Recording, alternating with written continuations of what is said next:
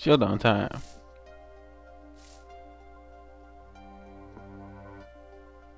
I lost. It's only a game of poker. A game I played for a long time and only lost twice. Who was the first? The man I killed, of course. Well, it seems I found the partner I've been looking for all along. Over a game of cards? Why yes, over a game of cards.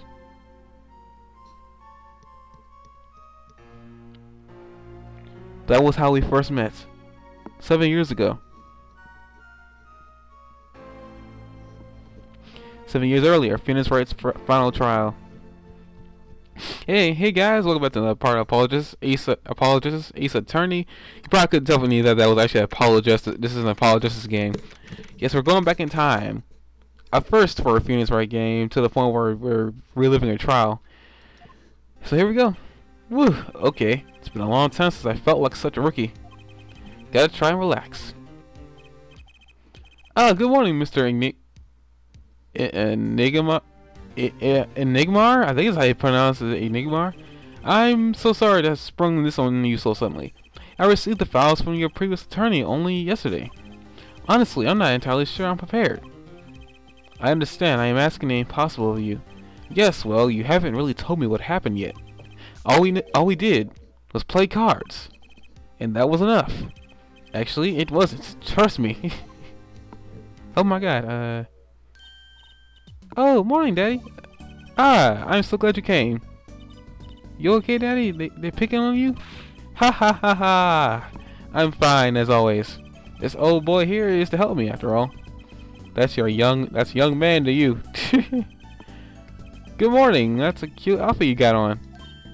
Thanks, my first show's today, after all. Oh, I'm sure it is. What the heck is she talking about? Oh boy. Huh, me. Look what he started. Here. Interesting. What's this? I don't know, I just got it over there in the hall. They told me to give it to you, the old boy in the blue shirt with the spiky hair. They said it was really important. Well, that was oddly specific. What's this? A memo for you or some such? Not from the looks of it. What is this? Looks like a page from someone's diary. I'll give it a read later. Notebook page added to the court record. Well, how do you feel about the trial today? We'll get through it somehow. Incidentally, the prosecutor today is a new guy, I hear. An easy win then, yes. They're calling him a true thoroughbred in the history of the prosecutor's office.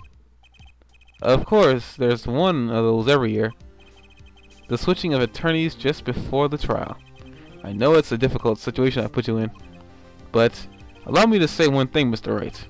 Yes, they will not be able to pronounce me guilty today. So do your best, but do not worry. First time a defendant's ever given me a pep speech, I'll do what I can. Ha ha ha! I see you do not understand. You see, it will be impossible for them to declare a verdict. Impossible? Yes, isn't that right, Trissy? Yep, you bet, Daddy. My first look at the case was only yesterday, and the information I was given was a tad bit lacking, to be honest.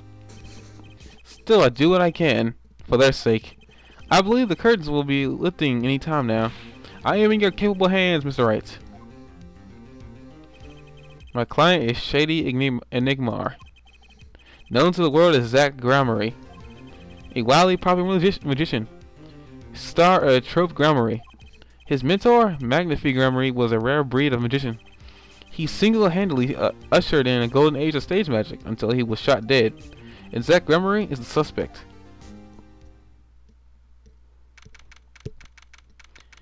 Yeah, we're really weird now, because we just look back at time, and now we're doing a case with Phoenix Wright. Court is now in session for the trial of Shady Gramarye. Dang it! Shady Enigmar. The defense is ready, Your Honor. Is the prosecution ready?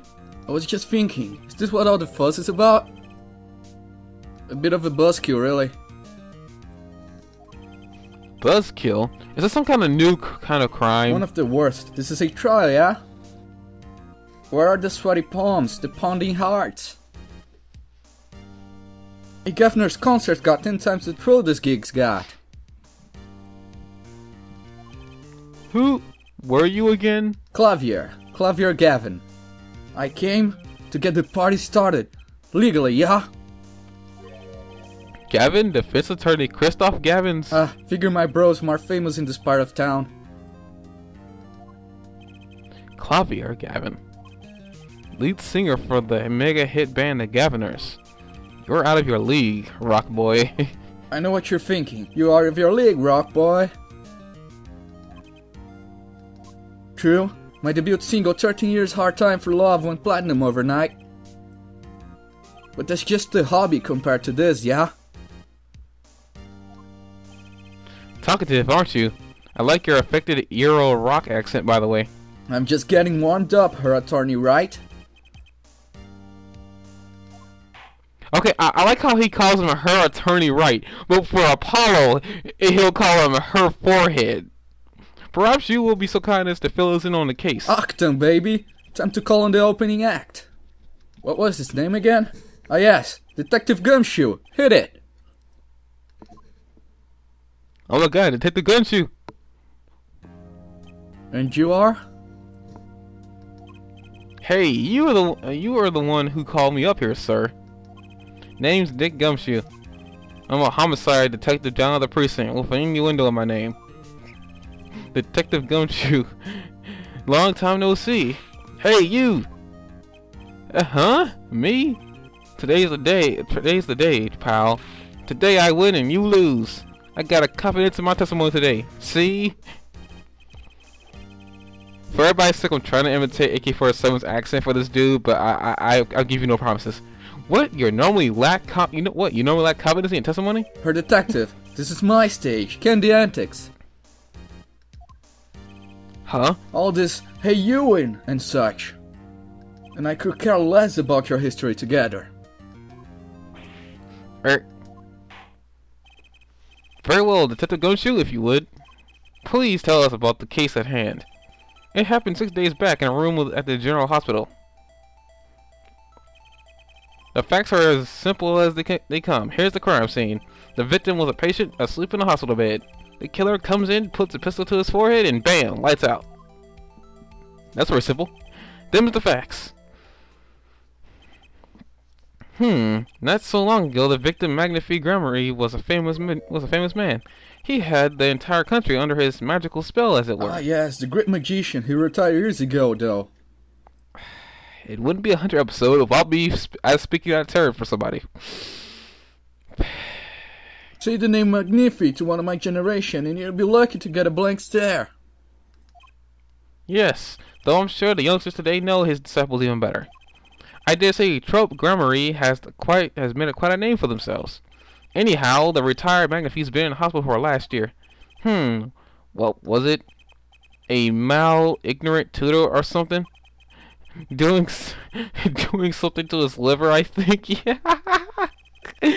Am I looking at tumor, perhaps? In other words, he had liver cancer. He had only 3 months left to live, in fact. A mal-ignorant... That was hilarious. A mal-ignorant... Like, good lord. The facts do seem simple enough. But something's not right. The victim was already climbing a 3-month stairway to heaven. Why not wait for him to knock on heaven's door? Why shoot him? I wouldn't have put it quite so lyrically, but it's true. Why make the effort to commit murder when the victim was about to die? Incidentally, the victim had a serious case of diabetes. Diabetes? In fact, he was about to shoot up with insulin.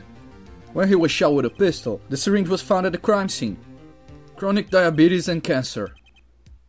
As much as it pains me to say it, the victim was clearly at the end of his life. Yeah, got a small syringe. I believe the question before us is clear then. Why did the killer have to shoot this dying man? What reason could he have had? Very well, detective. Perhaps you can enlighten us as to the circumstances of the shooting. Yes, sir. The first cross-examination of this game as Phoenix Wright. Actually, the victim kind of ordered the defendant to do him in. A few days before it happened, the victim sent a letter ordering his own murder. The defendant did what he asked of him and shot the old man in the forehead. The bullet was fired from the pistol found at the scene, no doubt about it. And the pistol definitely belonged to the old man, sir. Well, what? You're saying the victim ordered his own shooting? Those are the facts. I have the letter here in question.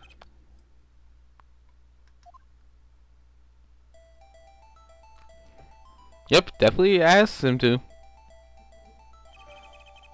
Got the letter. Very unusual indeed. Although, could such a thing as a letter really cause one to pull a trigger, I wonder? I believe the answer to that question can be found at the end of the letter. Ah, you cannot refuse, and we both know the reason why. Detective Gumshoe, can you explain this to the court? Unfortunately, even the defendant won't say a peep about that bit, sir. One thing bothers me about this. Why didn't he just say 11? Why have him come at 11:05 without some specific reason? The devil is in the details, Herr Attorney. Well, was there some reason? As it turns out, there was. Every night for a half an hour starting at 11. The victim, Magnific Grammari, was given an IV. An IV? There is a picture, there it is in the picture off to the side of the bed. At 11, a doctor would come to set up the IV. I was doing so good. So good. 30 minutes later, he would come back for the empty bag. This happened every night without fail. So that was the only time they could meet without the chance of an untimely interruption. During his IV. Very well, shall we begin? Mr. Wright, your cross-examination, if you would. What's this reason he couldn't refuse, I wonder? He couldn't have at least mentioned it to me. He could have at least mentioned it to me. Struggling Wright. Well, I got this much to say. I think I want to cut it off here for the cross-examination. Sorry guys, that first part of it was like a lot of cutscene, but you got the gist of what's going on here. You also got the gist of Phoenix Wright's position at this point in time. As to what this has to do with Apollo, short, it has nothing to do with him, other than him trying to defend his current client, as you can already tell. But we'll get into reasons of why and what connects what to who in the next part. See you guys then.